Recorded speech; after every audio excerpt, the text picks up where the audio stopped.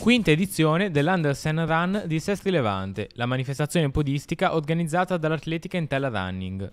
L'evento ha come base operativa il Parco Mandela e si sviluppa in 2 giorni, il 6 e il 7 ottobre, con diverse proposte per permettere anche ai meno sportivi di partecipare.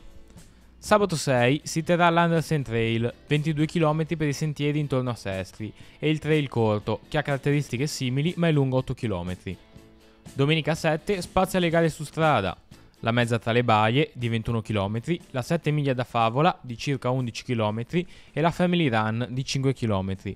Tutte e 3 per le strade di Sestri e con un suggestivo passaggio in Baia del Silenzio. Tante proposte per includere il maggior numero di persone possibili in una manifestazione che non è solo corsa.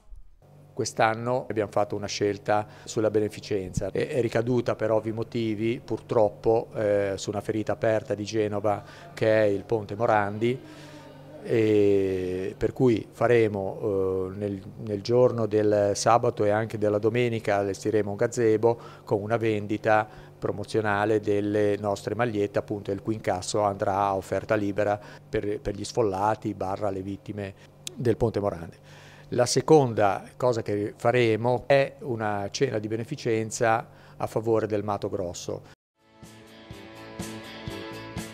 Attesi quest'anno circa 2000 partecipanti, un evento che diventa strumento di promozione turistica, coinvolgendo le diverse realtà cittadine. È una manifestazione che arriva già fuori dalla stagione estiva, quindi è un motivo in più per prolungare anche la stagione per tante attività commerciali.